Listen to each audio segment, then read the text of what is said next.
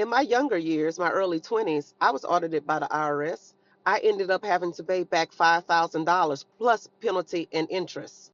In that particular tax season, back in my early 20s, I was a little bit shady. In other words, I was doing some things I had ought not to do, and I got caught up in it. Let's be transparent here, okay? We got to set some people free.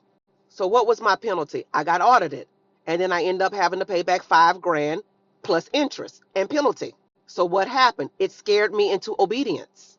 Although I didn't know Jesus Christ then, it still made me do right when it came down to my taxes. Okay? Frozen bank accounts and people threatening you through letters telling you that they're going to put you in prison and make you do what's right. And because that happened to me then, and also because I know Jesus Christ for real now, I go straight down the line when it comes down to taxes, baby. I don't play with the I, the R, and the S. But if American citizens like me don't play with the I, the R, and the S, because I understand the seriousness of being corrupt or doing things the wrong way, then how come the IRS could play with the American citizen? Let's look at this from a biblical perspective. The Pharisees were hypocrites. They held the people of Israel at a higher standard than themselves. They told Israel they need to keep the law, but themselves, some of them broke the law in many ways.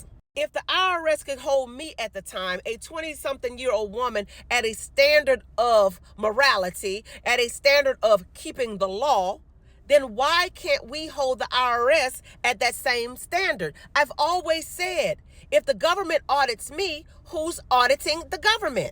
This is a year of accountability. Let the government be held accountable for the things they do to the American people. At that time, 20-something years ago in my life, I didn't want to be audited because I knew I had done something wrong. So what did I do? I gave up the cash, baby. I did the 2-year payment plan and I paid that money back to the IRS plus the penalty because I knew I had did something wrong.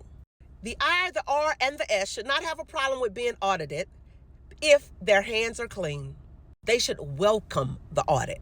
And the people out there that are trying to fight against and buck against the IRS from being audited, obviously their hands are dirty.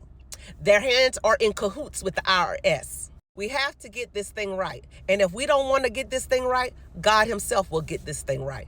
That's why he's the one driving this train. God bless.